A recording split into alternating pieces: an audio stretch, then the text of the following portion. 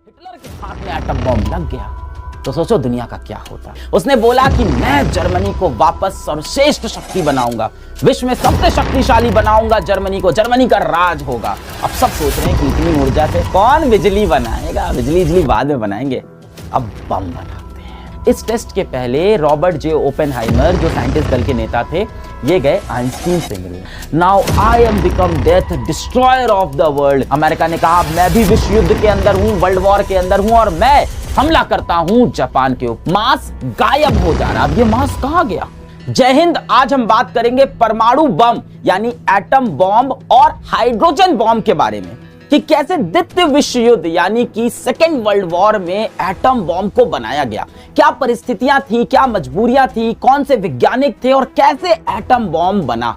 इसके बाद hydrogen bomb कैसे बना, इन दोनों के पीछे क्या विज्ञान है, न्यूक्लियर फिजन, न्यूक्लियर फ्यूजन यानी नाभिकीय विखंडन और नाभिकीय संलयन क्या होता है, कैसे इतनी सारी ऊर्जा निकलती है, ये सारी बात जानेंगे आज के वीडियो में। शुरू करते हैं। तो ये कहानी पूरी शुरू होती है प्रथम विश्व युद्ध के अंत से। वर्ल्ड वॉर 1 का एंड हुआ, जर्मनी वर्ल्ड वॉर फर्स्ट हार चुका था और जर्मनी के ऊपर बहुत दबाव पड़ा बाकी देशों का, ब्रिटेन, फ्रांस, इन सब देशों ने जर्मनी पे बहुत दबाव डाला और कहा कि हमारा जितना नुकसान हुआ है विश्व युद्ध में सबकी भरपाई तुम करोगे, जितना भी हमको पैसा चाहिए, जितना भी हमारा आर्थिक नुकसान हुआ है सबकी भरपाई जर्मनी कहेगा। और इसके लिए इनसे साइन भी करा लिया, एक समझौता हुआ, ट्रीटी ऑफ वर्साइलीज, दबा दिया एकदम कि चल पेपर पे साइन कर, तू तो हार गया है, साइन कर और सारा पैसा चुका हमारे नुकसान का।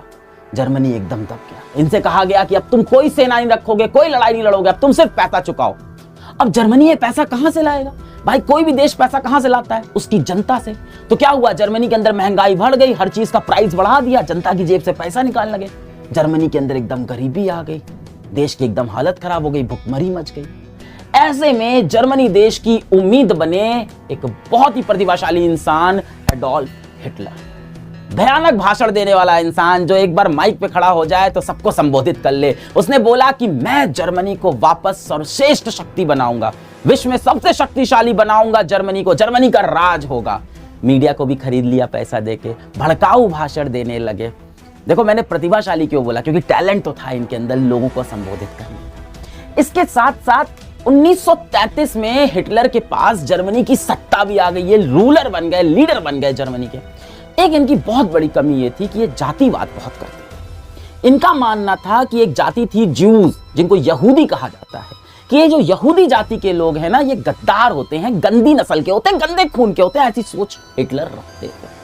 और जितने भी ज्यूज थे जर्मन के अंदर, ये कहते थे इन्हीं की वजह से हम प्रथम विश्व युद्ध हारे हैं, अपनी गलती नहीं है, वर्ल्ड वॉर 1 हम अपनी गलती से नहीं हारे हैं, इन ज्यूज ने, इन यहूदियों ने हमें धोखा दिया, हमारे पीठ पे खंजर भोंका, इसलिए हम हारे हैं। ये गंदा खून है, इनको साफ कर दो। इनको इन्होंने जेल में बंद कर दिया, इनसे मजदूरी करा दी, इनको कंसंट्रेशन कैंप में ले गए, एकाग्रता शिविर, वहां ले जाके इनको न खाना दिया न पानी दिया, छोटे बच्चों को, महिलाओं को ऐसे बंद कर रखा था क्योंकि ये इनके हिसाब से नीची जाति के थे। इन एकाग्रता शिविर में इनका सामूहिक रूप से कत्ल भी हुआ। माना जाता है 50 लाख से ज्यादा यहूदियों को हिटलर ने मरवाया इन कैंप्स के अंदर। खैर, जब यहूदियों को इतना परेशान किया, जर्मनी में यहूदियों का इतना अत्याचार हो रहा था, यहूदी कहां जाते हैं? नीचे देखो तो इटली में भी ऐसा ही एक तानाशाह बैठा था, बेनिटो मुस्सोलिनी, ये भी ज्यूज को ऐसे ही परेशान करता था, कहता था ये गंदी जाति के लोग हैं। यही चीज कहीं ना कहीं रशिया के अंदर भी थोड़ी बहुत चल रही थी, यहूदियों को दबाया जाता था। इस मोमेंट को एंटीसेमिटिज्म भी कहा जाता है, एंटीसेमिटिज्म। अब ये यहूदी जाति के लोग यूरोप छोड़ के अमेरिका और ब्रिटेन भागने लगे, क्योंकि यहां रहेंगे तो मारे जाएंगे। तो ये या तो अमेरिका जा रहे थे या तो ब्रिटेन की तरफ भागने लग गए थे। इसमें सबसे बड़ा नुकसान हुआ यूरोप का और जर्मनी का खास तौर से, क्योंकि बहुत बड़े बड़े ऐसे लोग थे जो यहूदी जाति के थे, बहुत बड़े बड़े साइंटिस्ट थे जो भाग के चले गए। विश्व के एक बहुत ही बड़े साइंटिस्ट एल्बर्ट आइंस्टीन भी ज्यू थे, एक यहूदी थे, जर्मनी के पास होते ये भाग के अमेरिका चले गए। नील बोहर, क्वांटम फिजिक्स का एक बहुत बड़ा साइंटिस्ट, बहुत बड़ा वैज्ञानिक, जर्मनी से भाग के डेनमार्क गया, डेनमार्क से फिर ब्रिटेन, फिर यूनाइटेड स्टेट। एर्निको फर्मी ने ढूंढा था न्यूक्लियर चेन रिएक्शन, नाभिकीय चेन रिएक्शन ढूंढा था। लीज मित्नर वो थी जिन्होंने ओटो हाहन के साथ न्यूक्लियर फिजन यानी नाभिकीय विखंडन की खोज की थी। ये सारे लोग अगर यूरोप या जर्मनी में होते ना तो एटम बॉम्ब ये बनाए होते, अमेरिका नहीं बनाया होता। यही बुद्धि भ्रष्ट हो गई हिटलर की। आप देखो श्री कृष्ण ने भी भगवत गीता में क्या कहा है कि इंसान की जो जाति होती है वो उसके कर्म से डिसाइड होती है। इंसान की जो जाति होती है उसका फैसला उसका जन्म नहीं उसका कर्म करता है। हिटलर ये बात नहीं समझ पाए। खैर ये जो सारे साइंटिस्ट थे इस समय ये कहीं ना कहीं क्वांटम फिजिक्स में यानी एटम, न्यूक्लियस, इन सब में रिसर्च कर रहे थे। अब ये एटम, न्यूक्लियस क्या होता है थोड़ा सा ही समझ लेते हैं, फिर वापस कहानी पे आएंगे।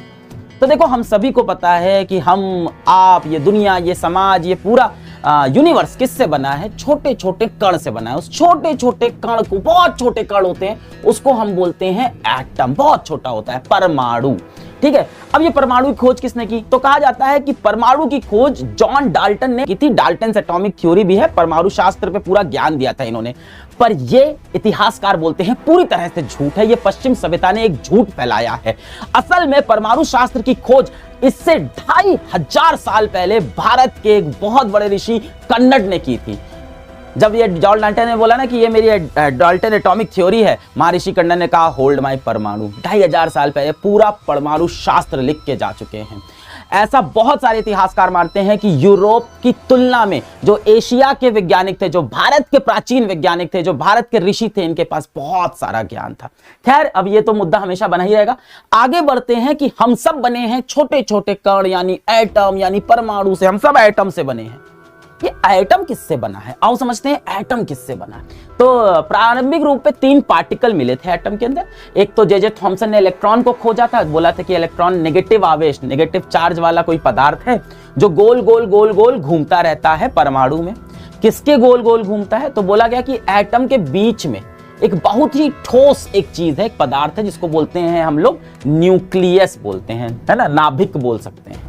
अब ये न्यूक्लियस के अंदर क्या क्या है? तो न्यूक्लियस के अंदर पॉजिटिव आवेश वाला प्रोटॉन एक पार्टिकल है, पॉजिटिव चार्ज वाला, और एक बिना किसी आवेश वाला पार्टिकल है न्यूट्रॉन, है ना। ये जो न्यूक्लियस की खोज थी ये की थी रदरफोर्ड ने, और न्यूट्रॉन की खोज सबसे देर में हुई थी क्योंकि इसके ऊपर कोई आवेश नहीं था। तो इसकी खोज हुई थी 1932 में, जेम्स चैडविक ने की थी। वापस चलते हैं जर्मनी में। तो जर्मनी में 1938 में 2 वैज्ञानिक थे, ओटो हान और लीज मितनर। इन्होंने एटम के अंदर जो न्यूक्लियस था, परमाणु के अंदर जो नाभिक था, इसको तोड़ दिया और तोड़ के 2 नाभिक बना दिए। इसको बोलते हैं न्यूक्लियर फिजन या नाभिकीय विखंडन। अब ऐसा होता है सिर्फ और सिर्फ बहुत भारी न्यूक्लियस के लिए। जैसे आप मान लो यूरेनियम का न्यूक्लियस है, बहुत भारी होता है। इसको अगर तोड़ के हम 2 छोटे छोटे न्यूक्लियस बनाएं तो ढेर सारी ऊर्जा निकलती है। पर ये इतना आसान भी नहीं है। ऐसा करने के लिए क्या करना होता है कि एक बड़े भारी न्यूक्लियस के अंदर एक न्यूट्रॉन मारा जाता है। मारते ही ये भारी न्यूक्लियस 2 छोटे छोटे न्यूक्लियस में टूट जाता है और साथ में 3 न्यूट्रॉन भी निकलते हैं। ये जो 2 छोटे छोटे न्यूक्लियस होते हैं ये बराबर के, करीब करीब बराबर के भार के होते हैं। जरा एक बार देखते हैं। ये एक न्यूक्लियस है, ये न्यूट्रॉन आया, इसको मारा, फिजन हुआ, 2 छोटे छोटे इसके न्यूक्लियस बन गए और 3 साथ में न्यूट्रॉन भी निकल गए। तो इस तरह से कुछ कहानी ये होती है। अच्छा, अब इस पूरी कहानी में कहां से ऊर्जा आई, ऊर्जा कैसे आ गई?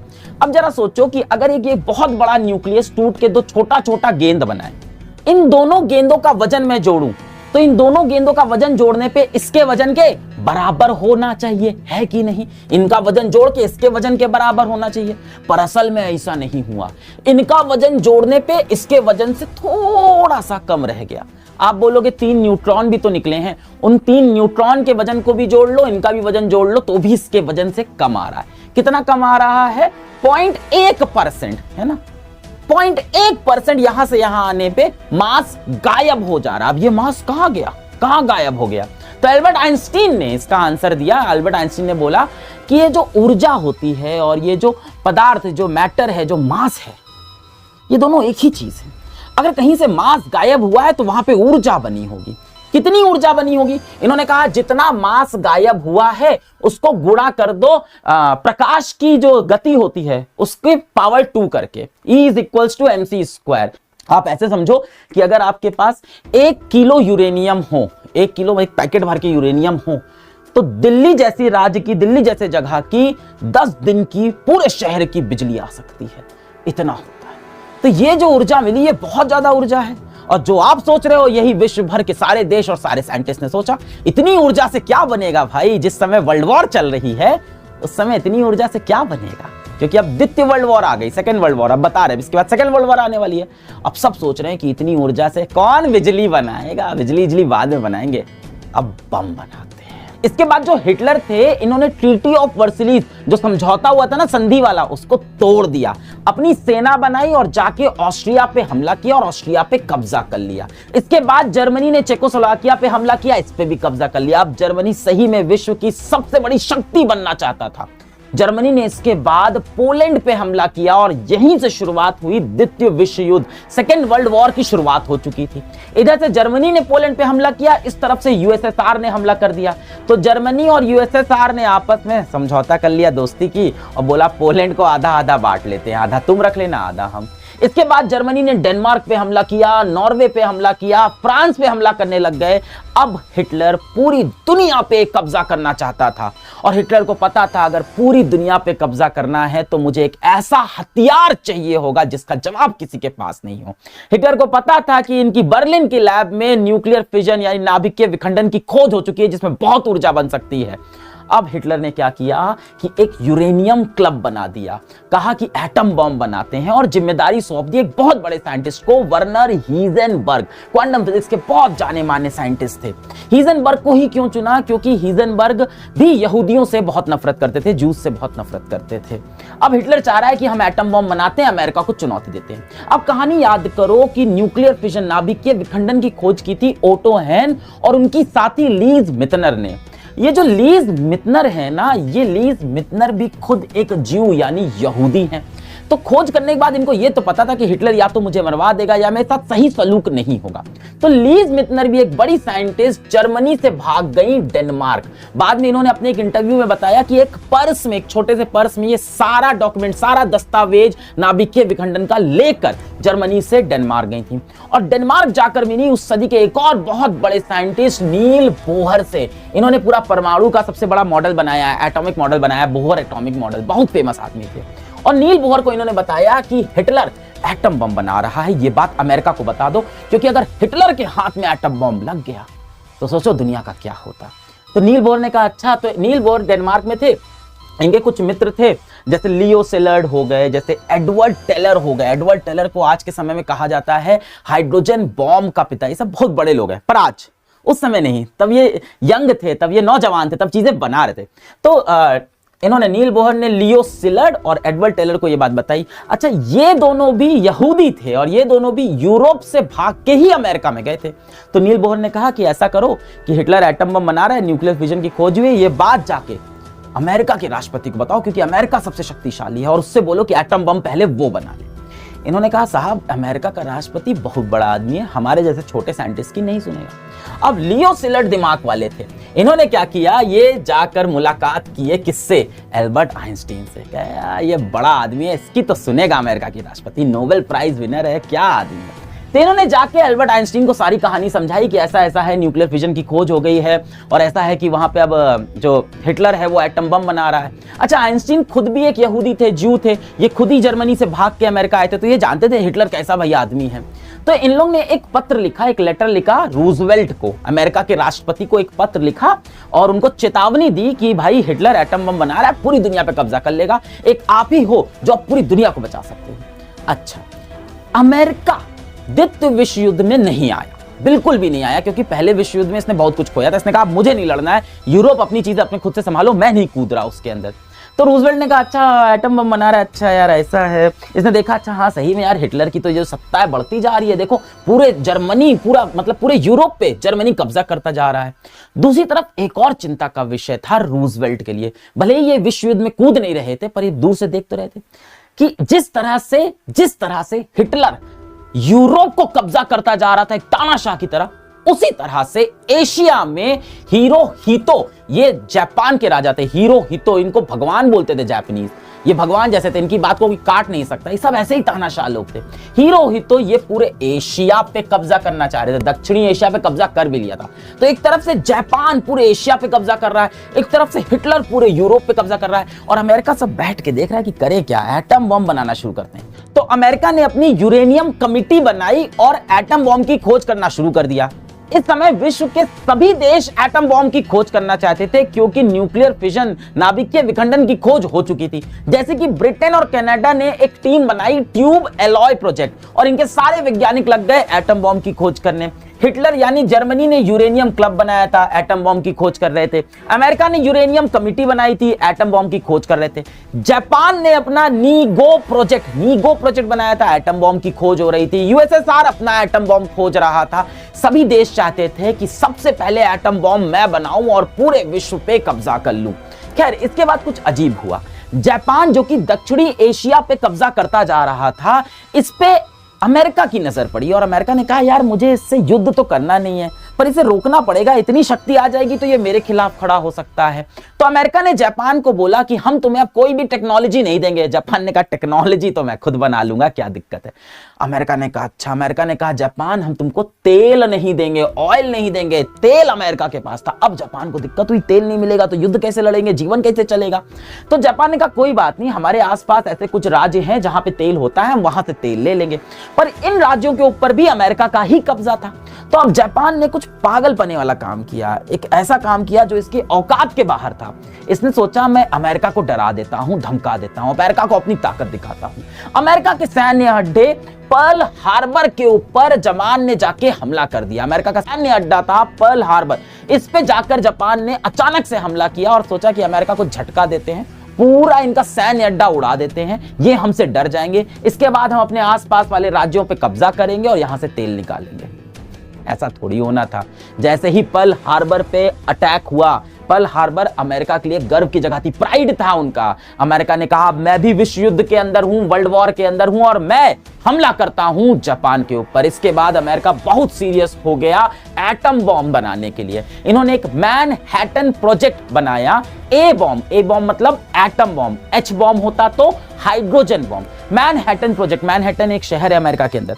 इन्होंने क्या किया, विश्व भर के सबसे बेहतरीन 15 साइंटिस्ट जो अमेरिका में मौजूद थे, कुछ इनके खुद के थे, कुछ यूरोप से भाग भाग के जो यहूदी वैज्ञानिक आ गए थे, उन सब की एक टीम बनाई और उस टीम का नेता बनाया रॉबर्ट जे ओपेनहाइमर को। अभी इन पे मूवी भी आ रखी है। ओपेनहाइमर को ही क्यों नेता बनाया? सबसे पहली बात, ये अमेरिकी थे। ऐसे हालातों में इस टीम का नेता एक अमेरिकी को होना चाहिए, क्योंकि ये जो यहूदी साइंटिस्ट थे ये सब यूरोप से आए थे। इसमें से कोई भी गद्दार भी हो सकता था, इसमें से कोई जासूस भी हो सकता था हिटलर का, इसमें से कोई बाद में जाके यूएसएसआर से भी मिल सकता था।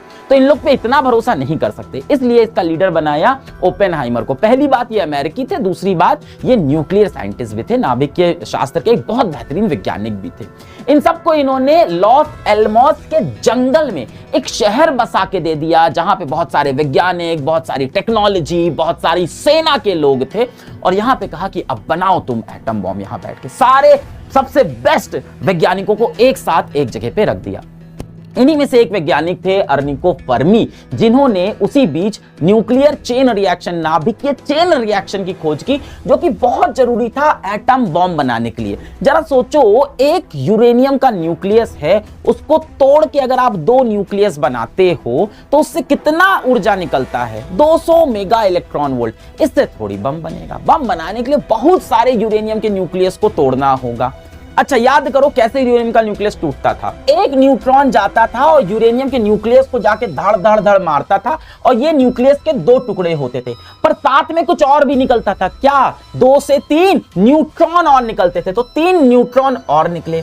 अब ये 3 न्यूट्रॉन चले गए एक एक और यूरेनियम के न्यूक्लियस को तोड़ने। इसने एक यूरेनियम को तोड़ा, इसने दूसरे को तोड़ा, इसने तीसरे को तोड़ा। ये 2 भाग में टूटे और क्या निकला? 3 नए न्यूट्रॉन निकला। अब आप सोच रहे हो कि इतना सारा यूरेनियम न्यूक्लियस कहां से आया? अरे भाई, अगर मेरे पास चुटकी भर यूरेनियम भी है तो चुटकी भर यूरेनियम में करोड़ों यूरेनियम के न्यूक्लियस होंगे, करोड़ों परमाणु होंगे। चुटकी भर पाउडर ऑफ यूरेनियम में मेरे पास एक चुटकी यूरेनियम भी है, उसमें करोड़ों न्यूक्लियस है। इस चुटकी भर यूरेनियम में मैंने एक न्यूट्रॉन मारा, धाड़, ये 2 भाग में टूटा, 3 और न्यूट्रॉन बने। अब यहां बहुत सारा यूरेनियम का न्यूक्लियस है, तो एक एक न्यूट्रॉन दूसरे में चले गए। फिर वहां से क्या हुआ? 3 निकला। यहां से क्या हुआ? इसमें से 3 न्यूट्रॉन, इसमें से 3 न्यूट्रॉन, इसमें से 3 न्यूट्रॉन। अब कितना न्यूट्रॉन बन गया? 9 न्यूट्रॉन जाएंगे 9 न्यूक्लियस के पास, फिर उसमें से 27 न्यूट्रॉन निकलेंगे, फिर 27 न्यूक्लियस के पास फिर 81 न्यूट्रॉन, 81, और इसको बोलते हैं चेन रिएक्शन। और इससे उत्पन्न होगी बहुत सारी ऊर्जा। 4000 डिग्री सेल्सियस का टेम्परेचर, जला देंगे सब कुछ। देखो कुछ ऐसा दिखेगा, ये ध्यान से देखो, एक ऐसा देखो, एक न्यूट्रॉन आया, इसको मारा, 3 न्यूट्रॉन निकले, फिर 3 न्यूट्रॉन गए, 3 न्यूक्लियस को मारे, और ये लाल लाल गेंदा, लाल और हरा गेंदा क्या है, छोटा छोटा जो न्यूक्लियस बनता जा रहा है, और ये जो पीला वाला है ये क्या है, ये न्यूट्रॉन है। इस तरह से कुछ बहुत सारी ऊर्जा पैदा होगी। बस न्यूक्लियर चेन रिएक्शन मिल गया और एटम बॉम्ब बन गया। पहले एटम बॉम्ब का नाम दिया गया गैजेट, ये कोड नेम दिया गया था। एटम बॉम्ब बनके तैयार हो गया। अब सोचा इसको कहां गिराए, जर्मनी के ऊपर, पर जर्मनी सरेंडर कर चुका है, विश्व युद्ध से निकल चुका है इस समय तक। अब इस समय अमेरिका का झगड़ा चल रहा है जापान के साथ पैसिफिक के ऊपर, और जापान रुकने को तैयार नहीं। तो यह फैसला लिया गया कि हम पहले एटम बॉम्ब को जापान के ऊपर गिराएंगे। तो ये जो वैज्ञानिकों के दल के नेता थे, मैनहट्टन प्रोजेक्ट के जो नेता थे रॉबर्ट ओपेनहाइमर, इनसे कहा गया कि जापान पे एटम बॉम्ब गिराना है। ओपेनहाइमर ने कहा कि इसके पहले एक बार इसका परीक्षण कर लेते हैं। परीक्षण करना मुश्किल इसलिए था अमेरिका के लिए क्योंकि बहुत पैसा खर्च होता है, तो इतना महंगा यूरेनियम खराब हो जाएगा। खैर एनीवे, सब लोग तैयार हो गए, एक बार परीक्षण करेंगे। और परीक्षण यानी टेस्ट का नाम दिया गया ट्रिनिटी टेस्ट।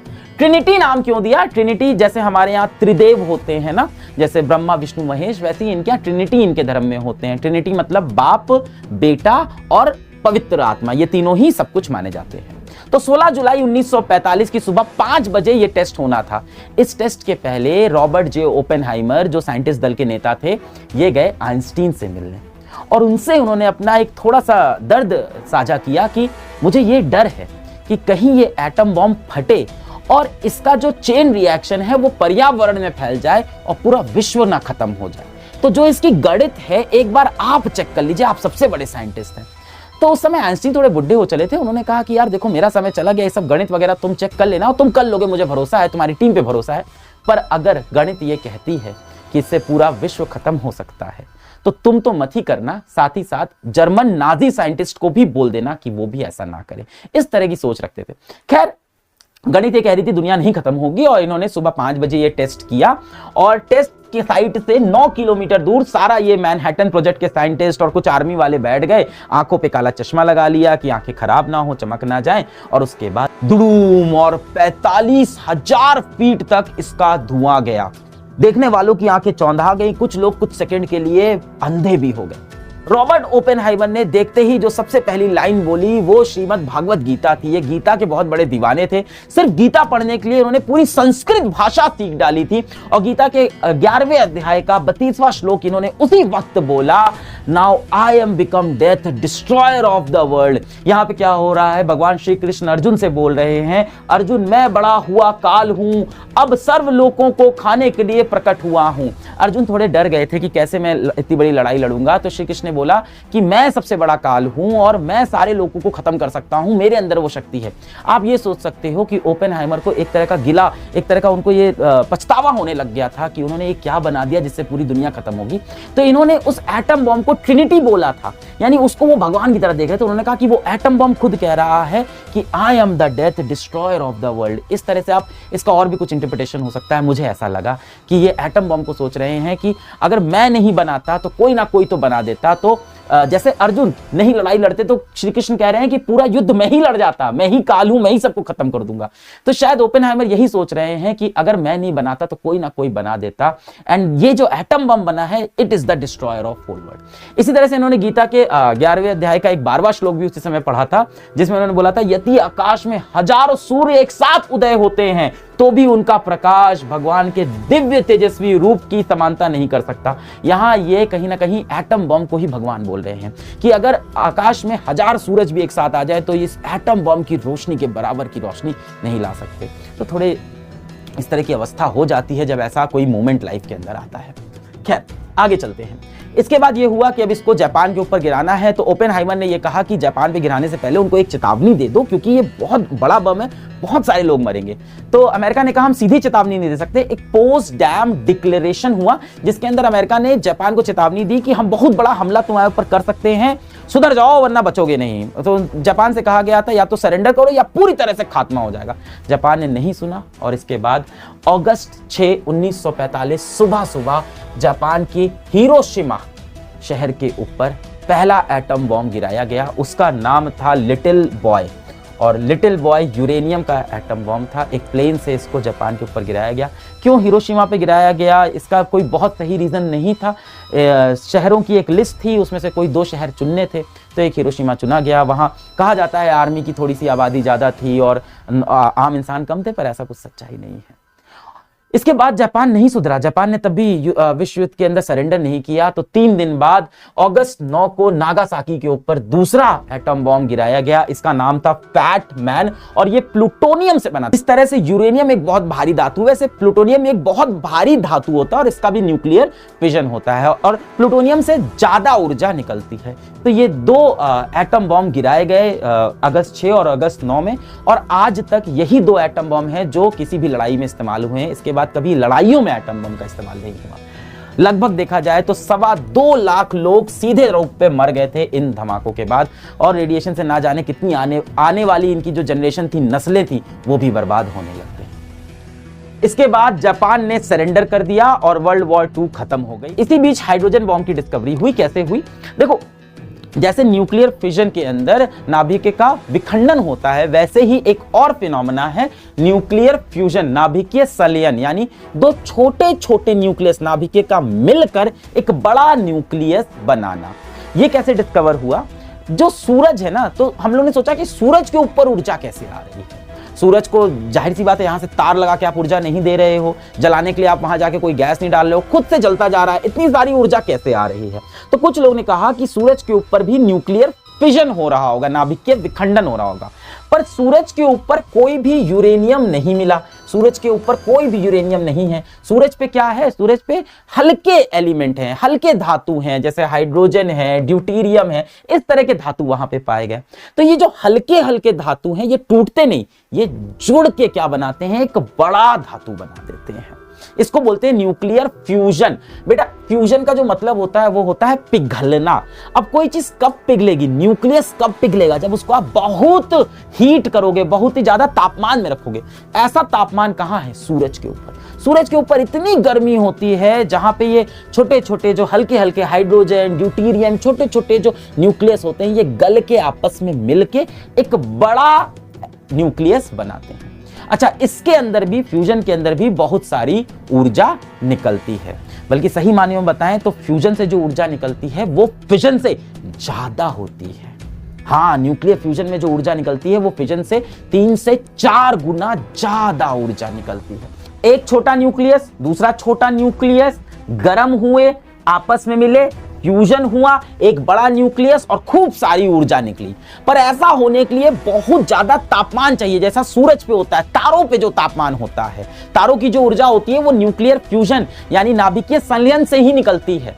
अब ये तापमान हम पृथ्वी पे कैसे लाएं? क्योंकि हमें हाइड्रोजन बॉम्ब बनाना है ना। ये छोटे हाइड्रोजन जैसे हल्के एलिमेंट होते हैं, वही फ्यूजन करते हैं, हल्के हल्के एलिमेंट। अब ये तापमान पृथ्वी पे कैसे आएगा? एक ही तरीका है। अभी देखो, ओपेनहाइमर ने क्या बोला था कि जिस तरह से 1000 सूरज भी अगर आसमान में चमक जाए तो एटम बॉम्ब की तुलना नहीं कर सकते। यानी एटम बॉम्ब ही एक तरीका है जिससे हम इतना तापमान ला सके।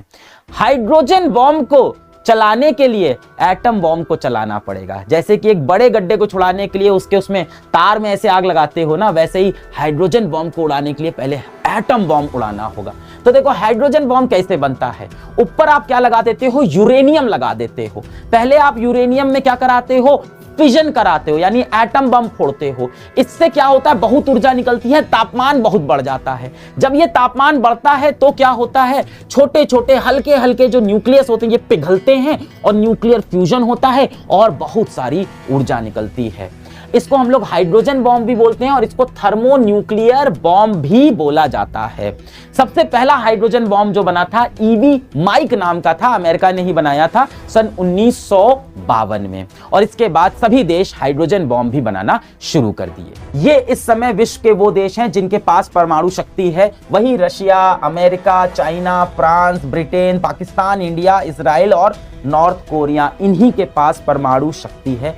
और आज हमें एहसान मंद होना चाहिए अपने देश के नेताओं का और उनसे ज्यादा उन वैज्ञानिकों का, उन आर्मी वालों का जिनकी वजह से हम ये परीक्षण कर पाए। आज हम इतने मजबूत हैं कि चाइना जैसे देश, अमेरिका जैसे देश, रशिया जैसे देश, रशिया से खैर हमारी दोस्ती है, आज हमें ये दबा नहीं सकते क्योंकि हमारे पास भी बहुत सारा न्यूक्लियर वेपन है। क्या इंसानियत के लिए न्यूक्लियर वेपन अच्छा था? पता नहीं, पर जब से ये न्यूक्लियर वेपन बने हैं, जब से परमाणु बम बना है, देखा जाए तो लड़ाइयां कम हो गई, युद्ध कम हो गए, सबको एक दूसरे से डर लगने लगा है। तो ये सवाल मैं आप पे छोड़ता हूं कि क्या ये सही हुआ या ये गलत हुआ, ये फैसला करना मेरे हाथ में नहीं है। मिलेंगे अगले वीडियो।